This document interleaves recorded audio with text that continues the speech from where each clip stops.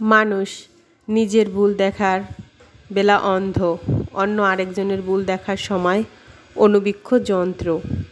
দেখবেন এটা সবার বেলাই হয়। আমরা নিজেরা যে ভুল আছি সেটা স্বীকার করতেই চাই না, আমরা যে ভুল করতে পারি সেটা ভাবতেই পারি না। অন্য আরেকজনের ভুল দেখার সময় আমরা কত ভাবেই তাকে বলি তোমার এইটা ভুল সেইটা ভুল, অথচ আমরা যে কত ভুল করি সেটা একবারও ভেবে দেখি না। হ্যালো এভরিওয়ান, আসসালামু আলাইকুম। যে যেখান থেকে এই ভিডিওটা দেখছেন, আল্লাহর অশেষ রহমতে সবাই ভালো আছেন এবং সুস্থ আছেন। আলহামদুলিল্লাহ, মহান রব্বুল আলামিনের অশেষ রহমতে আমরাও ভালো আছি এবং সুস্থ আছি।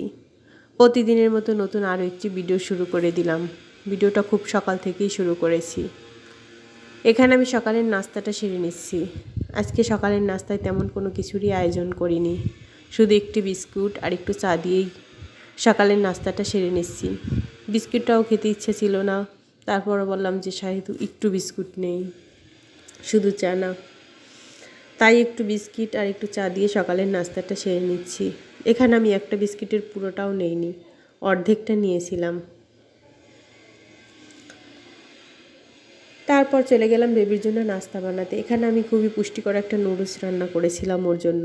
একটু গাজর, 2টা ডিম, কোয়েল পাখির ডিম দিয়েছিলাম আমি, তার মধ্যে সামান্য পরিমাণ ঘি। এগুলো দিয়েই আমি খুবই পুষ্টিকর এই নুডলসটা ওকে আমি মাঝে মধ্যেই বানিয়ে দেই।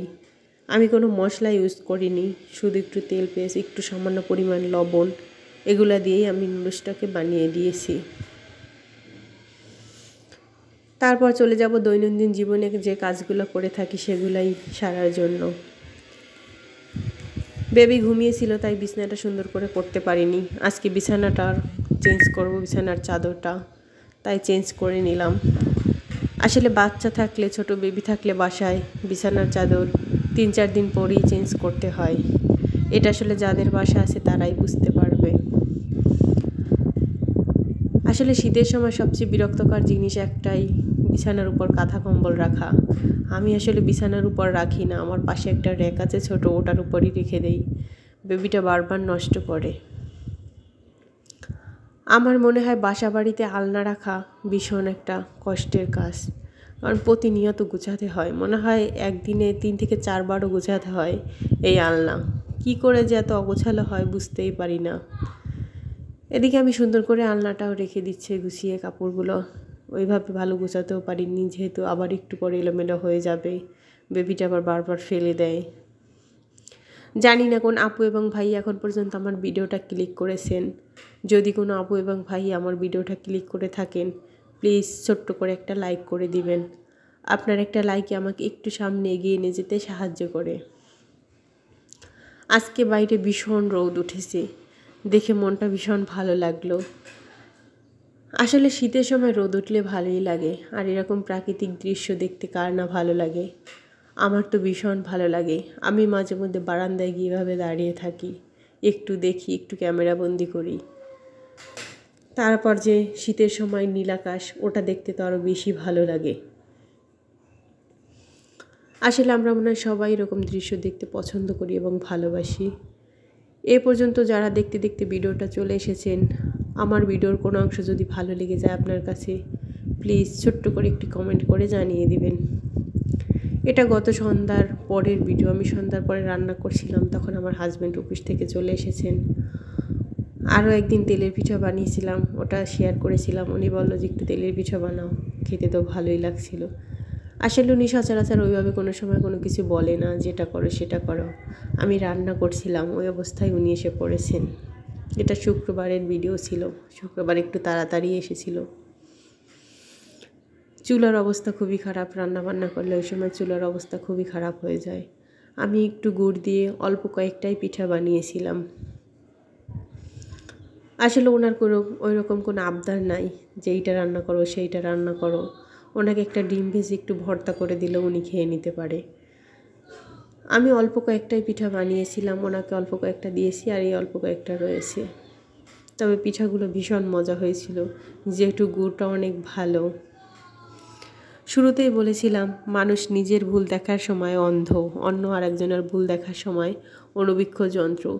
দেখবেন এটা সবার বেলাই হয়। আমরা যে ভুল করতে পারি, আমাদের যে ভুল আছে, আমরা যে ভুল কিছু করি সেটা নিজেরা নিজে স্বীকার করতেই চাই না। অথচ অন্য আরেকজনের ভুল না থাকলেও সেটা আমরা তাকে ভুল বানিয়ে তারপর তার সামনে উপস্থাপন করি যে এটা তোমার ভুল। এটা আসলে আমাদের করা ঠিক না। হয়তো সেই মানুষটা আমাদের কথায় কষ্ট পায়, এমন কোনো কাজ করা উচিত না যাতে অন্য একজন কষ্ট পাবে। এদিকে আমি দুপুরে রান্না করেছিলাম, এখানে আমি একটু কবুতরের মাংস রান্না করছি। কবুতরের মাংস রান্নাটা আমি আমার ভিডিওতে অনেকবার শেয়ার করেছি, তাই আর ওইভাবে ডিটেলসে কোনো কিছু শেয়ার করলাম না। আমি একটু আলু দিয়ে কবুতরের মাংসটা রান্না করেছি, ঝোল ঝোল। এদিকে একটু আলু ভর্তা বানিয়েছিলাম, নতুন আলুর ভর্তা ভীষণ ভালো লাগে খেতে আমার কাছে। আমার মনে হয় আমাকে একদিকে যদি কেউ বিরিয়ানি দিয়ে রাখে আর একদিকে যদি ভর্তা ভাত দিয়ে রাখে, আমি ভর্তা ভাতটাই খাবো বিরিয়ানি রেখে। আমার এতটাই পছন্দ এই ভর্তা ভাত। এদিকে একটু সিম ভর্তা করে নিয়েছিলাম। আমি কোনো ভর্তায় কাঁচা পেঁয়াজ ব্যবহার করি না, আমি পেঁয়াজটা একটু ভেজে তারপর সরিষার তেলে আমি ভর্তাটাও একটু তেলে দিয়ে নিই, তাহলে আমার কাছে আরও দ্বিগুণ ভালো লাগে খেতে। এভাবে যারা খায় তারাই আসলে বুঝতে পারবে যেটা কতটা মজা হয়। আমি সিম ভর্তাটাও শিলপাটায় বেটে তারপর পেঁয়াজটা বেরেস্তা করে অল্প পরিমাণ, তারপর আমি ভর্তাটা তেলে দিয়ে নিয়েছিলাম। অনেক মজা হয়েছিল খেতে। এই যে সাথে আবার একটু টক ডাল রান্না করেছিলাম। এই টক ডালটা খেতে আমার ভীষণ পছন্দ। আমি 2-1 দিন পরপরই রান্না করি।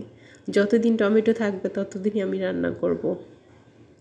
ডালটা বেশি ঘনও না বেশি পাতলাও না, একটু মাঝামাঝি, তবে ভীষণ ভালো লাগে। একটু জিরে দিয়ে ফোড়ন দিয়েছিলাম, তাহলে আরও বেশি ভালো লাগে।